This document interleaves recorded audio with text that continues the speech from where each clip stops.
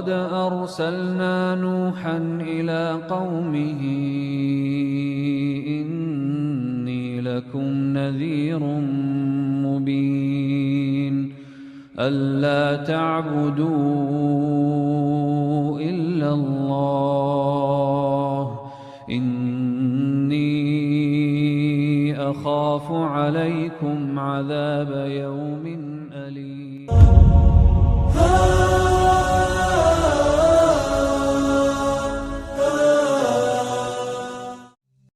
بسم الله الرحمن الرحيم. السلام عليكم ورحمة الله وبركاته.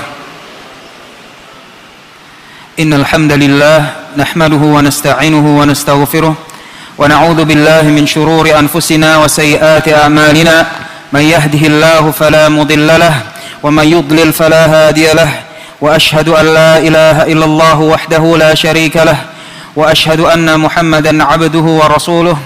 يا أيها الذين آمنوا اتقوا الله حق تقاته ولا تموتن إلا وأنتم مسلمون.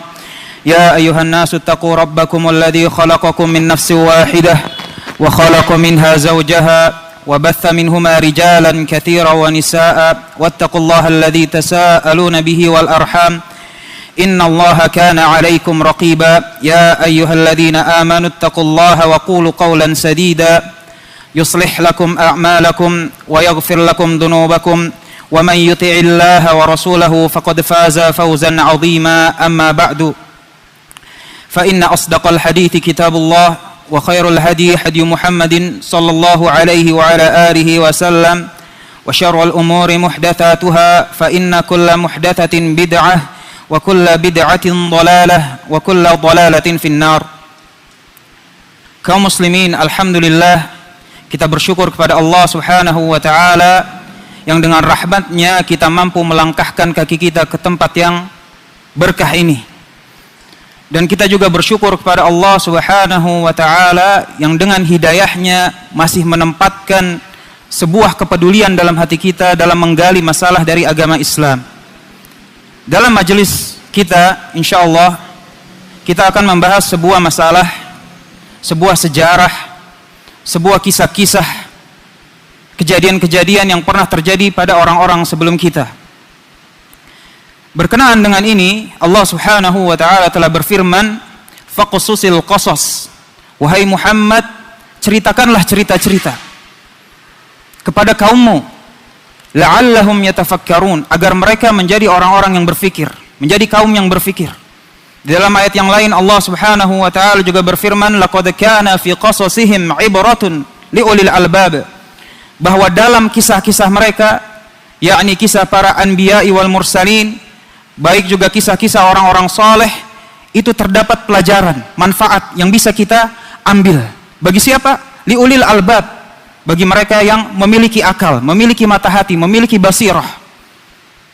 Kenapa ini penting? Karena dengan mempelajari apa yang telah terjadi, kita dapat mengetahui sebab-sebab kebaikan sehingga kita bisa mengikutinya. Kita bisa mengetahui sebab-sebab keburukan sehingga kita juga bisa menjauhinya. Kita bisa mengetahui sebab-sebab kejayaan umat sehingga kita bisa menapakinya. Dan kita bisa mengetahui sebab-sebab keterpurukan umat sehingga kita bisa waspada darinya. Dan juga diriwayatkan oleh Al-Imam Al-Bukhari dan Muslim bahwasanya Rasulullah sallallahu alaihi wasallam telah bersabda, "La yuldagul mu'min min juhrin wahidin marratain." Yang namanya orang yang beriman, orang yang mentauhidkan Allah Subhanahu wa taala dan mengikuti syariat yang diturunkan oleh Allah Subhanahu wa taala, yang namanya orang beriman itu tidak terjerumus ke dalam satu lubang yang sama dua kali. Itu karakter orang beriman. Maka akan lebih mudah untuk mengikuti hadis tersebut dengan mempelajari apa yang telah terjadi. Dan mempelajari sejarah, kepentingannya cukuplah perkataan Al-Imam Syafi'i yang berkaitan dengan hal ini, di mana Al-Imam Syafi'i rahimahullahu taala berkata, "Man 'alima at-tarikh," barang siapa yang mempelajari ilmu sejarah. Dalam riwayat yang lain, "Man hafidhat tarikh," barang siapa yang menghafal sejarah, "zada aqluhu," maka bertambah pemahamannya. "Wa qalla khata'uhu," dan makin sedikit ketergelincirannya. Karena bagaimana tidak? Kita sudah mengetahui kesalahan-kesalahan yang orang-orang sebelum kita telah lakukan. Baik dalam kesalahan kehidupan, bagaimana memulai ma'isyah, kadang kita tergelincir di situ. Tapi yang terutama adalah bagaimana supaya kita mengikuti contoh-contoh dalam beragama. Menghindari contoh-contoh buruk yang dapat memudaratkan keimanan kita. Bahkan dengan sekian peringatan ini pun berapa banyak di antara kita yang masih sering terjerumus ke dalam lubang bukan cuma sekali dua kali, bahkan berkali-kali. Alhamdulillah kalau terjerumus ke lubangnya itu masalah dunia, masalah salah usaha, salah bikin keputusan, akhirnya gedagang jadi rugi. Alhamdulillah. Tapi kalau lubangnya merupakan lubang kesyirikan, bagaimana? Dari zaman kaum Nuh sampai sekarang, gak bosan-bosannya umat terjerumus dalam kesyirikan dan jalan-jalan yang menuju kesyirikan. Gak capek-capeknya. Sehingga penting untuk mempelajari apa yang telah terjadi pada orang-orang sebelum kita. Adapun tema yang dalam artian sejarah yang kita pilih, kenapa perang salib? Ada beberapa alasan. Ada beberapa alasan. Yang pertama, yang namanya perang salib itu ketika para sejarawan kufar, karena sebagian besar literatur yang membahas perang salib secara khusus itu ditulis oleh sejarawan kufar. Di antara mereka ada yang memang berat sebelah, seperti antum melihat kalau di film-film bagaimana yang namanya kaum muslimin ditunjukkan dengan kebengisan, gak punya akhlak, suku barbar. Suku barbar itu suku kaum muslimin, Pak. Ini yang berat sebelah. Tapi ada juga yang mencoba menghadirkan fakta dari dua belah pihak. Dengan itu pula sejarawan kufar masih mengeluh. Dia bilang sangat sulit untuk menemukan sebuah literatur dari ulama muslimin, dari kaum muslimin sendiri yang membahas secara khusus tentang perang salib. Ini alasan yang pertama. Sehingga kita perlu, setidaknya kita mempelajarilah. Bukan berarti kita harus menjadi expert ahlinya perang salib, enggak. Tapi at least kita tahu apa yang terjadi dan mengambil pelajaran darinya. Yang kedua, kenapa perang salib itu merupakan sebuah sejarah kemanusiaan yang besar. Perang salib mempunyai andil dalam bagaimana naiknya peradaban kufar. Dan kita rasakan sampai sekarang. Bagaimana mereka berjaya di atas kita. Dan perang salib mempunyai andil bagaimana turunnya peradaban kaum muslimin. Dan kita rasain sampai sekarang bagaimana hinanya kita di hadapan mereka. Hina ya akhi. Sehingga kita penting mengetahui sebab-sebab apa yang bisa menjayakan umat, apa yang menyebabkan umat kita terpuruk sampai seorang muslim udah nggak ada harganya lagi hari ini dibandingkan darah seorang kufar. Na'udzubillah. Dan sebab yang ketiga, yang namanya sejarah itu nggak seperti sandiwara, Pak. Kalau sandiwara ada permulaan, ada akhir. Setelah selesai pertunjukan, penonton pulang ke rumah masing-masing. Adapun sejarah, apa yang terjadi pada saat itu kita bisa rasakan efeknya saat ini. Dan apa yang kita lakukan saat ini, kita bisa insya Allah merasakan efeknya pada esok hari. Dan apa yang kita akan lakukan esok hari, insya Allah efeknya bisa sampai ke masa depan. Ini namanya sejarah. Belum berhenti sampai kita nanti mati. Taib. Nah, sebenarnya dalam mempelajari masalah perang salib, bisa saja kita langsung terjun. Para ikhwan, yang namanya perang salib adalah perang yang kejadian selama 200 tahun. Dari 1095 sampai 1291. Hampir 200 tahun. Gitu. Perang salib yang pertama dimenangi oleh kaum kufar. Kaum muslimin kalah. Selesai. Kalau kita mau langsung terjun ke perang salib, nanti akan banyak pertanyaan-pertanyaan dan konsep-konsep yang mungkin rada sulit untuk kita mengerti. Afwan Ustaz, bukannya kaum muslimin itu dulu sempat kekuasaan dari ujung Khurasan sampai ujung Spanyol? Kok bisa kalah? Masya Allah. Kok bisa kalah? Gitu. Dari ujung Khurasan sampai ujung Spanyol kok bisa kalah? Afwan Pak, itu emang kalah jumlah? Afwan Pak, saat itu khilafahnya siapa ya? Khilafah Islamiyahnya. Oh, khilafahnya ada beberapa. Ada sisa-sisa Abbasiyah, ada sisa-sisa Fatimiyah, ada sisa-sisa Daulah Umayyah. Loh, kok khilafahnya lebih dari satu? Maka pertanyaan-pertanyaan seperti ini akan sulit untuk langsung kita jawab, kecuali kita memahami bagaimana kejadian-kejadian yang besar sebelum kejadian perang salib. Maka tidak bisa kita memahami perang salib secara utuh, secara baik, kecuali kita memahami bagaimana Islam merangkak naik dalam menguasai dunia. Bagaimana kaum muslimin memperlebar kekuasaan mereka, menegakkan syariat Allah Subhanahu wa taala. Kita harus ngerti. Maka dalam rangka itu kita mulai pelajaran kita insyaallah taala dengan hadis yang diriwayatkan oleh Al-Imam Bukhari dalam sahihnya, yaitu kisah tentang Suraqah bin Malik. Bukan berarti ketika kita kembali ke masa Rasulullah SAW saya akan mengutarakan sirah nabawiyah, enggak. Alhamdulillah dars pelajaran-pelajaran tentang sirah nabawiyah udah banyak. Ustadz-ustadznya juga lebih mumpuni daripada saya, gitu. Tapi kita hanya akan menyinggung beberapa kejadian-kejadian yang ada relevansinya dengan ekspansi kaum muslimin. Gitu. Adapun hadis yang diriwayatkan oleh Al-Imam Bukhari ini merupakan isyarat bahwa Islam itu akan berjaya. Yaitu kisah tentang Suraqah bin Malik. Mungkin sebagian antum sudah pernah dengar. Kisah tentang Suraqah bin Malik. Yaitu pada saat Rasulullah sallallahu alaihi wasallam hijrah bersama Abu Bakar radhiyallahu ta'ala. Maka para kaum kufar musyrikin Quraisy mereka mengadakan sayembara.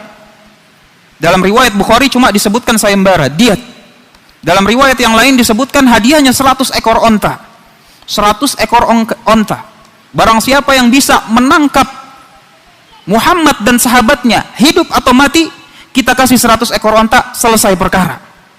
100 ekor onta, dulu 1 ekor onta itu merupakan harta yang luar biasa, Pak. Kendaraan yang paling mewah, setara sama kuda. Mungkin kalau zaman sekarang 100 ekor onta 100 atau 200 miliar. Dari makan beras gabah bisa ke beras Jepang, Pak.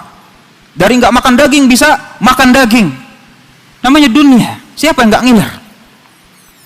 Maka suatu hari Suraqah bin Malik sedang duduk bersama kaumnya. Sedang duduk bersama kaumnya, maka salah satu dari mereka tiba-tiba berkata kepada Suraqah bin Malik, itu item-item apaan? Memang begitu, Pak. Di Bukhari bilang item-item. Itu item-item apaan? Jangan-jangan itu Muhammad dan sahabatnya. Si Suraqah bin Malik dalam hatinya tahu, oh iya, itu Muhammad dan sahabatnya, benar. Gitu. Cuma masalahnya, gue pengen hadiahnya sendiri, gak mau bagi-bagi. Akhirnya Suraqah bin Malik bilang, bukan, itu mah yang tadi barusan lewat. Oh iya ya. Nah, terus Suraqah bin Malik bilang, fajalastu sa'atan. Kemudian saya duduk sebentar, biar nggak ketara banget. Karena kalau kita bilang, bukan Muhammad dan sahabatnya, aneh langsung pamit ya, ketahuan banget. Tapi si Suraqah bin Malik bilang, fajalastu sa'atan. Saya duduk sebentar, biar nggak ketara. Maka dia duduk, ketika kira-kira sudah aman, dia pamit dari majelis kaumnya. Dia pulang diam-diam ke rumahnya, dia bilang ke budak perempuannya. Dia bilang, siapin kuda. Siapin kuda, anti bawa ke daerah situ. Dan jangan lupa keluarnya lewat pintu belakang. Gak mau ketahuan. Si Suraqah bin Malik siapin senjatanya segala macam, sampai masukin tombaknya ke belakang, jalannya bungkuk-bungkuk, biar nggak ketahuan.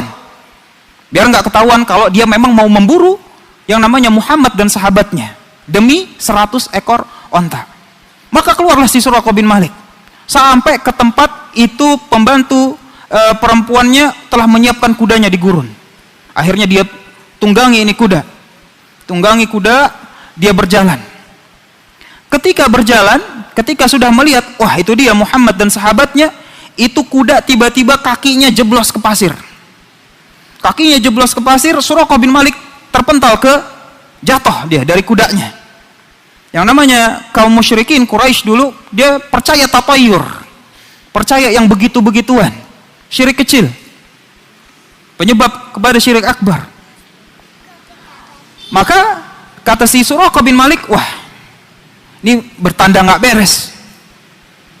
Waktunya gua ngeluarin panah, karena zaman dulu Kalau lempar panah arahnya ke sana berarti jalan. Lempar panah arahnya ke sini berarti nggak boleh. Akhirnya dia keluarin anak panah, dia lempar. Ternyata hasil dari undian anak panah tersebut bilang mundur. Gitu. Menurut kepercayaannya dia, jangan dikejar ini Muhammad sama Abu Bakar radhiyallahu anhu.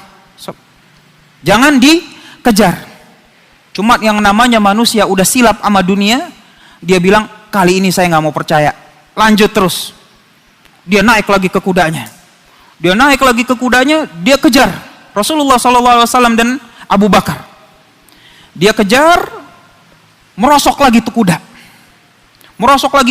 Dia jatuh lagi. Dia udah mikir, wah ini kenapa nih? Saat itu kuda ngangkat kakinya dari pasir, keluar asap. Ini udah nggak beres nih. Dalam hatinya ini udah nggak beres nih. Saat itulah dia bilang, saya meyakini bahwa yang namanya perkaranya Muhammad itu akan berjaya. Perkaranya Muhammad akan tersebar. Maka dia udah menyerah. Ini udah dilindungin yang namanya Muhammad sama sahabatnya. Kalau kayak gitu saya panggil aja. Wahai Muhammad, saya mau mendekat dan saya nggak mau ngapa-ngapain. Mohon minta izin supaya mendekat. Akhirnya dia mendekat. Yang namanya Muhammad SAW dan Abu Bakar saat itu sedang resah. Wah, ini orang kok bisa nemuin? Gitu. Akhirnya dia ceritain kisahnya. Tadi saya begini-begini segala macam. Saya nggak mau ngapa-ngapain. Ini saya kebetulan ada bekal. Mau apa enggak? Enggak diterima sama Rasulullah SAW dan Abu Bakar. Ditawarin ini juga nggak mau. Terus maunya apa? Kata si Suraqah bin Malik. Saya maunya supaya antum diem. Jangan kasih tahu tentang keberadaan kita lagi hijrah dari Mekah ke Madinah. Baik. Karena si Suraqah sudah yakin bahwa yang namanya perkaranya Rasulullah SAW yaitu Islam bakalan berjaya, dia meminta jaminan keamanan. Dia bilang, ya udah, aneh minta jaminan keamanan deh. Kata Rasulullah SAW, dia menyuruh yang namanya Amir bin Fuhairah, ini budaknya Abu Bakar, tulis jaminan keamanan buat si Suraqah. Ditulislah jaminan keamanan buat si Suraqah dalam, kalau saat itu ya kulit kambing lah atau kulit binatang mungkin sekitar itu, jaminan keamanan buat si Suraqah. Dari hadis ini kita tahu bahwa isyarat bahwa Islam itu akan berjaya itu sudah ada dari Rasulullah SAW. Dan dalam hadis lain yang diriwayatkan oleh Al-Imam Muslim juga begitu. Dari sahabat Amir bin Anbasah bahwasanya perkara Rasulullah SAW itu akan berjaya. Nah, kalau yang ini riwayatnya Al-Bukhari. Dalam riwayat yang lain ada tambahan di mana Rasulullah SAW berkata kepada Suraqah bin Malik, "Kaifa bika idza labista siwari Kisra?" Bagaimana keadaanmu pada suatu hari engkau memakai gelangnya Kisra. Kisra pemimpin paling tinggi Imperium Persia. Artinya kalau gelangnya aja udah bisa dipakai sama Suraqah, ya kerajaannya berarti udah bubar. Isyarat lagi dari Rasulullah SAW bahwa suatu hari yang namanya kaum muslimin akan mengalahkan Imperium Persia. Taib. Nah, berbicara tentang Persia, maka kita nggak bisa melupakan lawannya yang satu lagi namanya Imperium Romawi. Karena ini berdua selalu gontok-gontokan, Pak. Dan akan sangat membantu bagaimana kita memetakan peta kekuatan saat itu. Nah, ini insya Allah kita gambar. Nah, itu 1 Hijriah. 1 Hijriah kejadiannya Suraqah. Dia ingat 1 Hijriah. Nah, adapun yang namanya kaum Imperium Persia dan Imperium Romawi itu udah lama perang. Selama ratusan tahun ke belakang. Dan mereka perang itu dari tahun 285 Masehi sampai 628 Masehi. Kelihatan nggak nih Pak? Kelihatan. 285 sampai 628. 350 tahun, hitung deh. Yang pasti lama nih mereka perang. Bukan berarti mereka selalu perang konstan, enggak. Mereka perang enggak konstan, tapi ada fase-fasenya. Karena yang namanya perang, kadang kehabisan pasukan, kadang kehabisan bahan bakar, sehingga ada gencatan senjata, tapi ada fase-fase. Ada fase-fasenya. Cuma, apabila kita mau melihat kekuatan pada saat 1 Hijriah, nah, di sini ada ya gambar seadanya ya Pak. Gitu. Nah, ini Jaziratul Arab. Taib. Yang namanya dari sini, ini benua Afrika. Benua Afrika. Di sini ada Mesir. Di sini ada Tunisia. Di sini ada Maroko. Nah, di sini Spanyol, Portugal, Jerman, Prancis, terus Inggris. Ini Yunani, Turki. Yang ini namanya Biladus Syam. Biladus Syam. Taib. Nah, dari sini gimana nih gambarnya nih?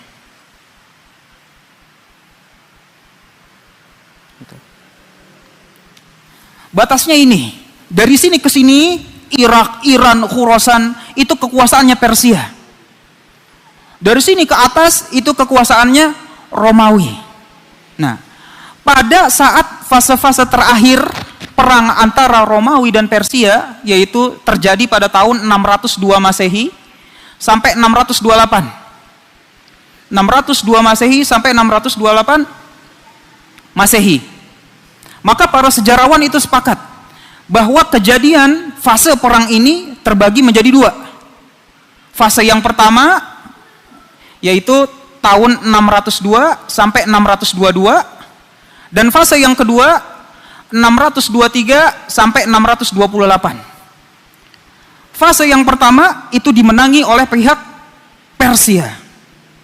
Dan fase yang kedua dimenangi oleh pihak Romawi. Dan setelah pihak Romawi memenangkan peperangan ini, yang namanya Persia itu udah nggak berani songong-songong lagi sama Romawi. Udah kelar urusannya. Bendera putih. Bendera putih. Nah, hubungannya subhanallah. Kalau kita tadi menerima tentang riwayat gelang Kisra, menerima riwayat gelang Kisra tambahan tersebut dalam hadis, pasti kita akan bertanya, kenapa Kisra sih?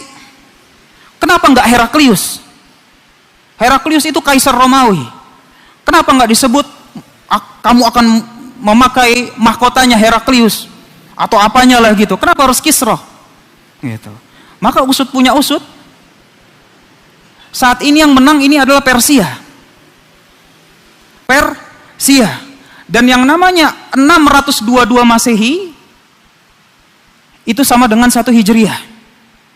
Jadi kalau saat itu orang pengen nanya mana yang lebih top, Kisra atau Heraklius? Jawabannya Kisra. Jawabannya Kisra. Jadi subhanallah, ini merupakan bagian nubuah dari Rasulullah sallallahu alaihi wasallam. Apalagi ditambah ada dalam surat Rum. Surat Rum Makkiyah atau Madaniyah? Makkiyah. Kalau Makkiyah berarti turunnya sebelum 1 Hijriah. Benar nggak?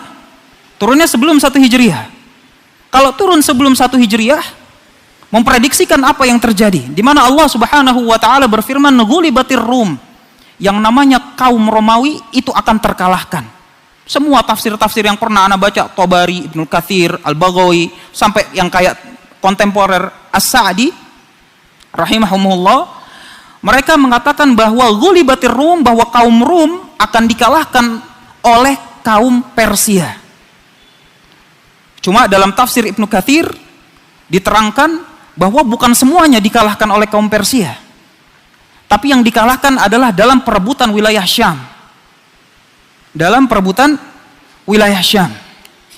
Taib. Ini 1 Hijriah. Kita bergerak ke 5 Hijriah. 5 Hijriah yaitu 628 Masehi.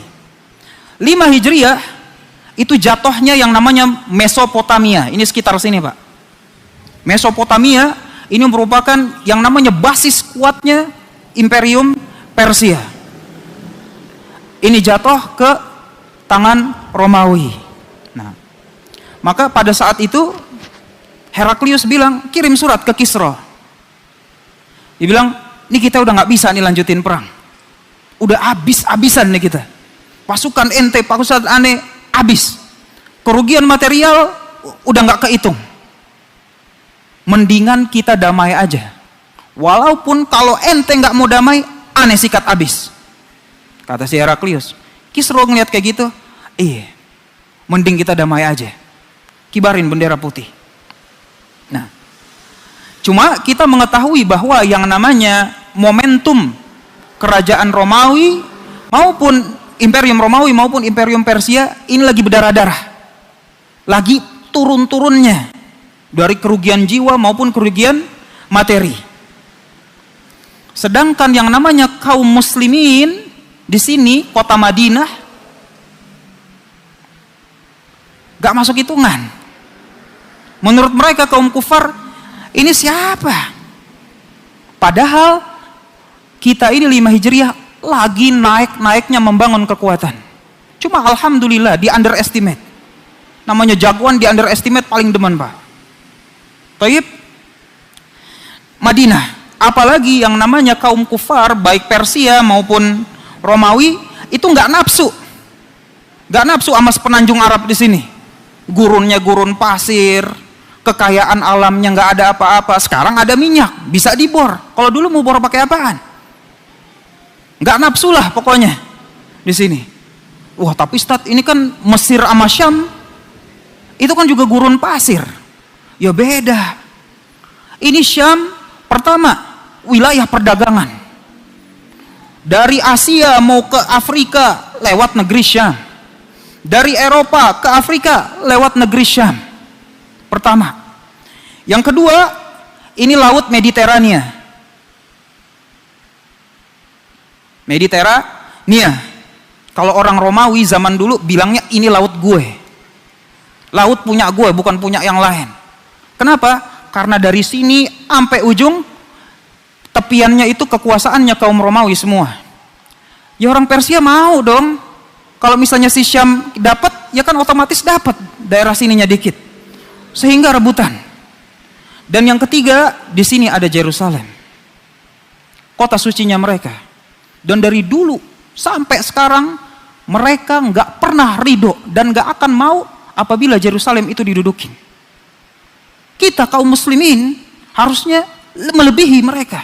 Nggak boleh ridho, seneng, nggak peduli. Kalaupun kita belum bisa melakukan apa-apa, di hati itu akidah perlu ditanamkan. Itu tanah suci kita, Pak. Nggak boleh kita nggak peduli. Kembali lagi ala kulli hal.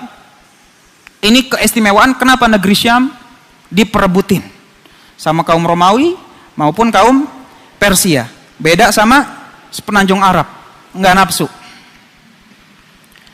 Kita masuk ke 6 Hijriah. 6 Hijriah itu merupakan tahun di mana Heraklius menerima suratnya Rasulullah Shallallahu Alaihi Wasallam. Menerima suratnya Rasulullah SAW sebagaimana diriwayatkan oleh Al-Imam Bukhari dalam sahihnya. Gitu. Sampai si Heraklius ini sebenarnya tahu bahwa akan muncul seorang nabi. Dia tahu akan muncul nanti seorang nabi. Cuma dia bilang kepada Abu Sufyan, cuma saya nggak nyangka nabinya itu dari orang Arab. Underestimate lagi. Udah tanahnya underestimate, orangnya juga underestimate. Cuma alhamdulillah hikmah dari Allah Subhanahu wa taala. Biarin aja, kita bangun kekuatan, ente mau ngapa-ngapain terserah. Maju ke 8 Hijriah. 8 Hijriah itu peristiwa Fathu Mekah. Peristiwa Fathu Mekah. Dari yang cuma 1 titik, sekarang alhamdulillah punya 2 titik. Apalagi Allah Subhanahu wa taala berfirman, "Idza jaa nasrullahi wal fath wa ra'aitan nasa yadkhuluna fi dinillah afwaja, yang namanya manusia berbondong-bondong masuk Islam. Yang namanya berbondong-bondong, otomatis pasukannya nambah apa kurang?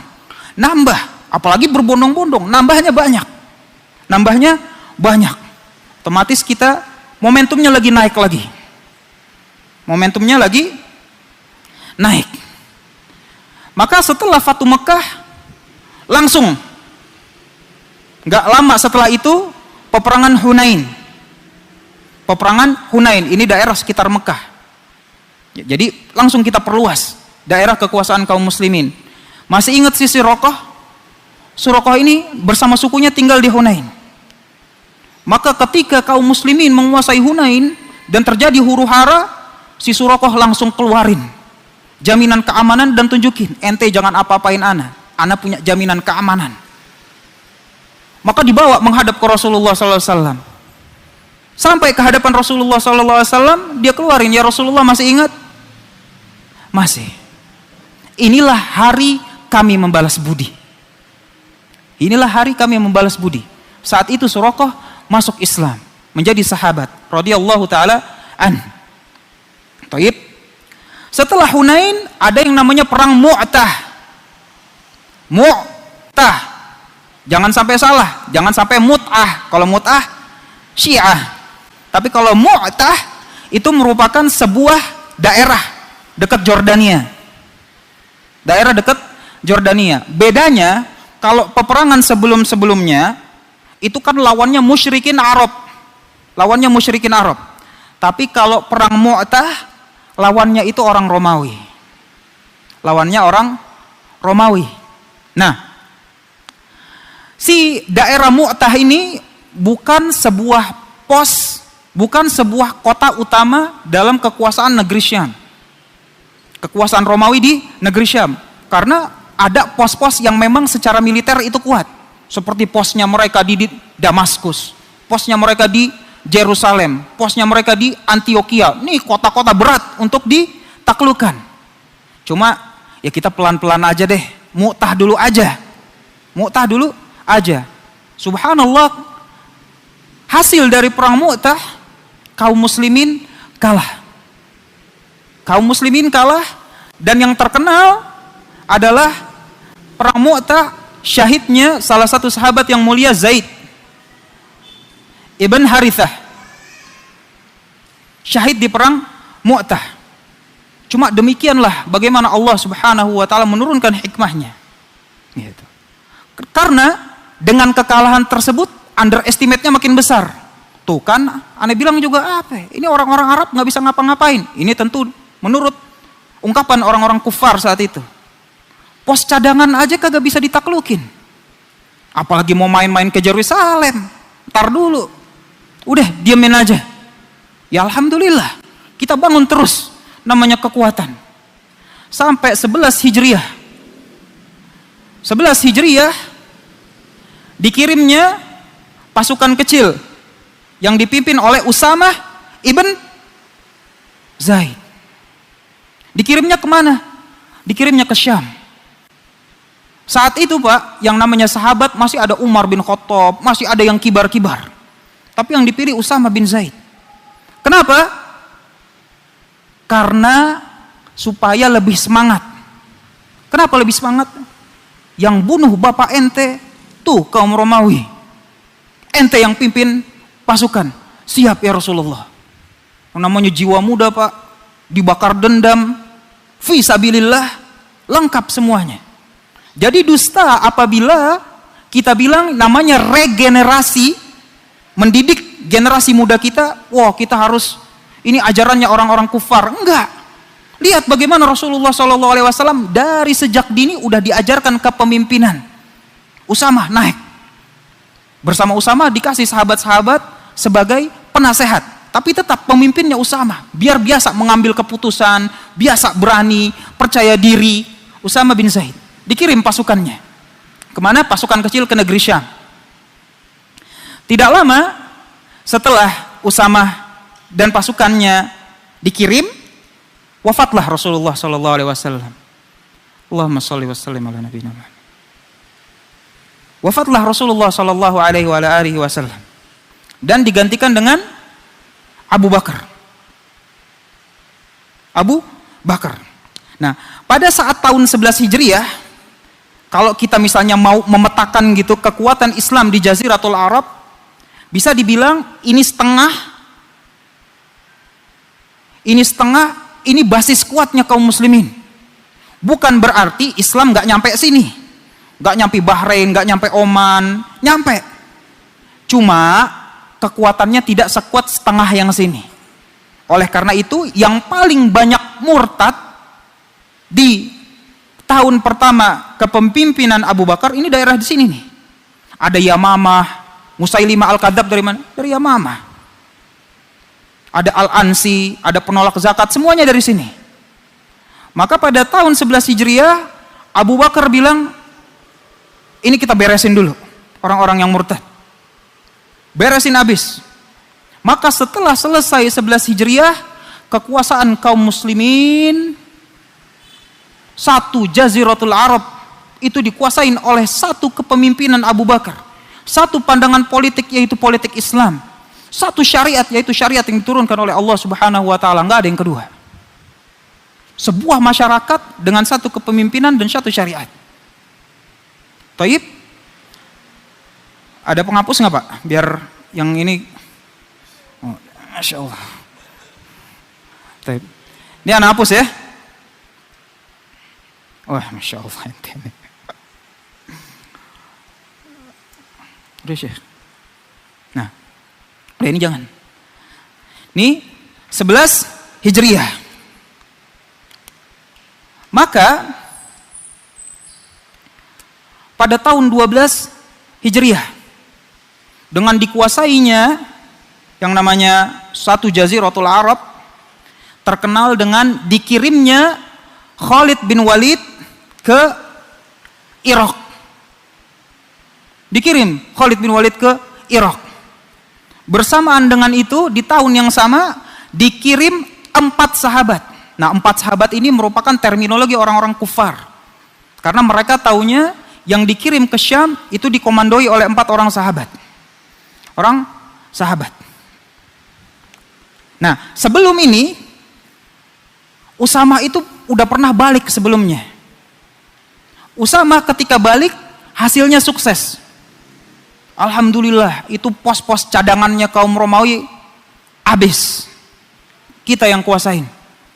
Abu Bakar mendengar kayak gitu, yang dikirim ke Syam langsung bilang, udah, kita ambil Sirianya, Damaskusnya, Yerusalemnya, kirim. Makanya 4 sahabat ini bukan orang sembarangan. Yang pertama adalah Abu Ubaidah ibnul Jarrah, dijamin surga Pak. Bagaimana kalau pemimpin kita, jenderal kita udah dijamin surga? Masa pasukannya ciut? Gak mungkin. Amr ibn al-As, sahabat besar juga. Yazid ibn Abi Sufyan dan Syurahbil ibn Hasanah. Nah, kita stop dulu. Coba dibayangkan bagaimana sebuah negara baru, daulah baru, tiba-tiba mengirimkan pasukannya untuk menyerang Imperium Persia.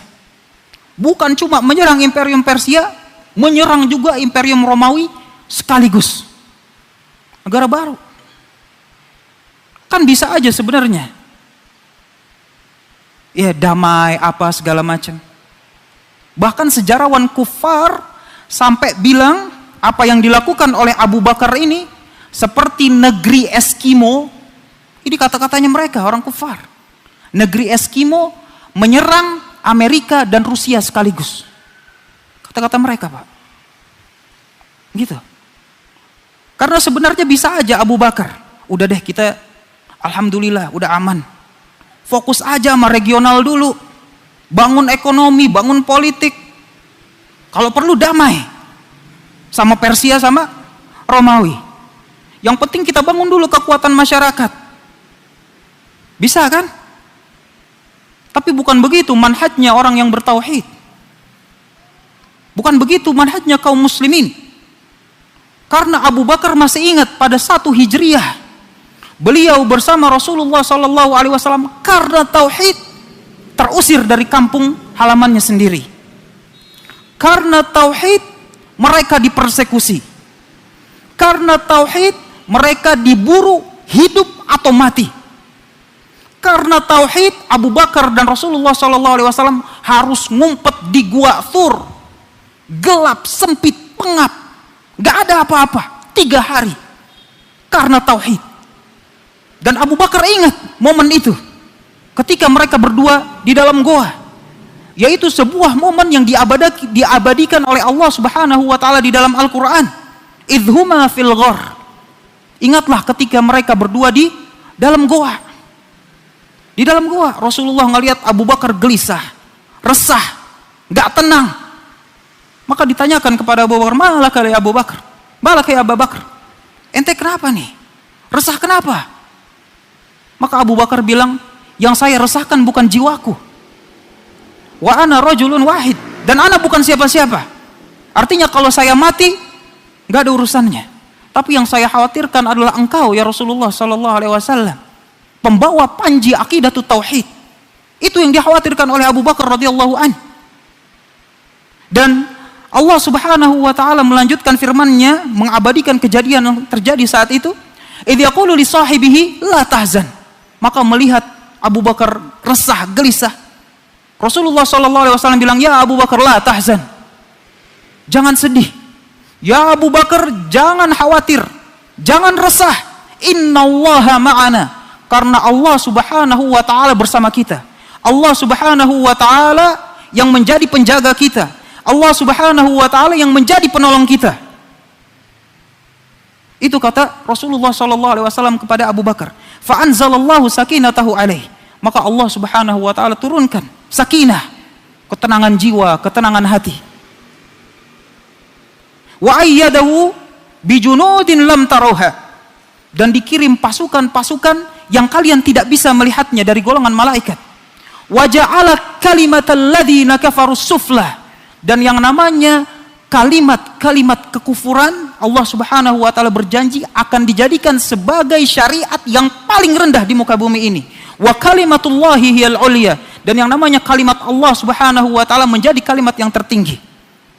Jadi nggak bisa yang namanya muslim muwahhid mentauhidkan Allah Subhanahu wa taala merasa tenang ketika masih ada kalimat-kalimat kekufuran yang justru menduduki tempat bukan tempatnya, ditinggikan. Seorang muslim muwahhid tidak bisa merasa tenang ketika kalimat Allah Subhanahu wa taala direndahkan bahkan dinistakan. Seorang muslim muwahhid tidak bisa merasa tenang apabila dia masih melihat ada kesyirikan-kesyirikan. Seorang muslim muwahhid tidak bisa tenang apabila masih ada peribadatan yang diberikan kepada selain Allah Subhanahu wa taala. Dan Abu Bakar mengetahui hal tersebut. Dan Abu Bakar radhiyallahu an mengingat firman Allah Subhanahu wa taala, "Wa qatiluhum." Dan perangilah mereka. Sampai kapan?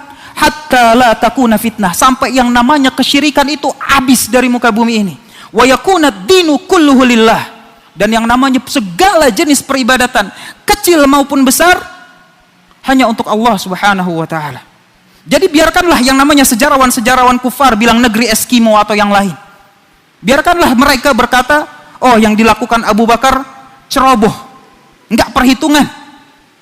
Biarkanlah mereka berkata bahwa yang dilakukan Abu Bakar radhiyallahu an mendekati kegilaan. Tapi kita muslimun, akidah kita hakul yakin yang dilakukan oleh Abu Bakar radhiyallahu taala anhu itu melaksanakan perintah Allah Subhanahu wa taala dalam meninggikan kalimat Allah dan menegakkan at-tauhid. Itu yang dilakukan Abu Bakar. Kita harus tahu bagaimana sebuah perspektif itu bisa berbeda dari dua pihak. Thayyib. Nah, dikirim Khalid bin Walid ke Persia, ke Irak, kekuasaan Persia. Dan dikirim ke 4 sahabat. Dan dikirimnya ini tidak secara tidak sekaligus, tapi satu-satu. Satu. Dan sebenarnya bukan cuma 4, masih banyak sahabat-sahabat yang ikut ke negeri Syam. Satu. Nah, ditinjau dari keberhasilannya, maka ekspedisinya Khalid bin Walid itu lebih berhasil. Baru masuk Irak langsung merebut 3 kota besar. Hira, Anbar, Ainut Tamr direbut sama Khalid bin Walid. Sedangkan progres di Syam rada mandek. Afwan, ana minum dulu. Insyaallah. Bismillah.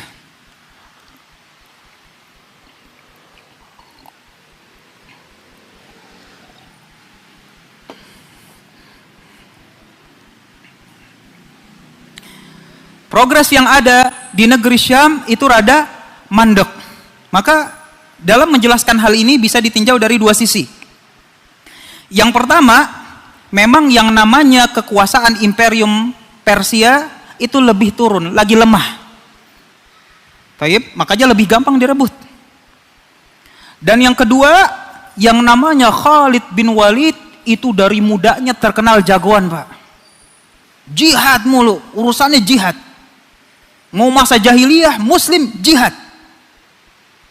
Ada yang dalam jalan tagut, ada yang fisabilillah. Tapi memang dikenal bahwa beliau ini ahli perang. Maka bisa merebut Irak. Maka Abu Bakar mendengar berita tersebut, panggil. Itu si Khalid pindah. Kemana? Ke negeri Syam. Sampai Khalid bin Walid nyampe ke negeri Syam, dan ditunjuklah dia menjadi jenderalnya kaum muslimin. Dia yang akan memimpin peperangan, insya Allah. Nah, mungkin kita stop di sini aja, karena ceritanya bakalan panjang nanti, nggak enak kalau keputus. Terutama ketika masalah peperangan Yarmuk. Sejarawan mereka semua sepakat bahwa salah satu peperangan yang sangat sulit dicerna oleh akal yaitu peperangan Yarmuk. Dari segi jumlah kalah. Dari segi jumlah kalah. Dari segi kecanggihan teknologi, wah ini kaum Romawi ratusan tahun udah pernah perang dari 285. Sedangkan ini siapa? Dari segi pasukan, mereka semua terlatih. Wajib militernya latihan tiap hari. Yang ini artinya sangat sulit dijelaskan oleh logika. Dan juga insya Allah pada pertemuan berikutnya kita juga sebelum itu bagaimana kaum muslimin mengepung kota Damaskus. Insya Allah taala kita hentikan di sini. Apabila ada yang mau ditanyakan mengenai materi kita, falyatafadhal.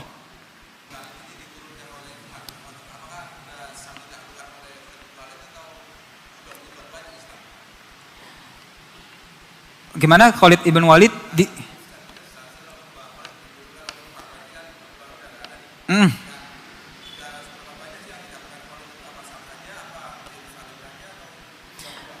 Jadi insya Allah di pertemuan berikutnya itu, setelah Khalid ibn Walid pindah ke negeri Syam, menjadi jenderal kaum muslimin, dan yang namanya Damaskus direbut, Abu Bakar radhiyallahu taala anhu wafat. Abu Bakar radhiyallahu anhu wafat. Setahun kemudian itu terjadinya peperangan Yarmuk. Tapi ini khalifahnya sudah Umar. Ketika Abu Bakar wafat, diangkatlah yang namanya Abu Ubaidah ibnul Jarrah. Abu Ubaidah ibnul Jarrah menggantikan Khalid bin Walid. Tapi pada peperangan Yarmuk, baik namanya Umar bin Khattab maupun Abu Ubaidah, mereka setuju. Masalah perang, jagoannya ini. Sehingga diangkat lagi. Walaupun secara misalnya di atas kertas, wah jenderalnya ini Abu Ubaidah gitu. Tapi pada dalam lapangan tetap Khalid ibn Walid. Gitu. Saat muslimin itu berapa? Ya nggak lama setelah itu Pak, sekitar 2 tahun. Dalam peperangan Yarmuk, Khalid bin Walid yang memimpin. Nah, cuman yang penting, yang salah dimengerti itu adalah ketika kita membaca sejarah dengan perspektifnya orang kufar. Kalau kita baca orang kufar menulis sejarah, Khalid bin Walid diturunkan oleh Umar bin Khattab karena Khalid sering menang sehingga angkuh. Astaghfirullahaladzim, ini sahabat. Ente bilang angkuh dari mana? Cuman perspektif orang kufar begitu. Angkuh, menang peperangan banyak, digeser oleh Umar bin Khattab. Adapun muslimun nggak begitu. Syekhul Islam Ibnu Taimiyah rahimahullahu taala menjelaskan dalam kitabnya As-Siyasah Syar'iyyah itu di mana yang namanya pemimpinan kaum muslimin itu komposisinya harus tepat. Komposisinya harus tepat. Abu Bakar radhiyallahu taala anhu lembut. Jenderalnya Khalid. Umar bin Khattab keras. Jenderalnya Abu Ubaidah ibnul Jarrah. Komposisinya harus tepat. Insya Allah kita coba bahas nanti. sedikit dari siasat syar'i. Naam. Barakallahu fiik. Subhanallah wa bihamdik asyhadu an la ilaha illa anta astaghfiruka wa atubu ilaik. Assalamualaikum warahmatullahi wabarakatuh.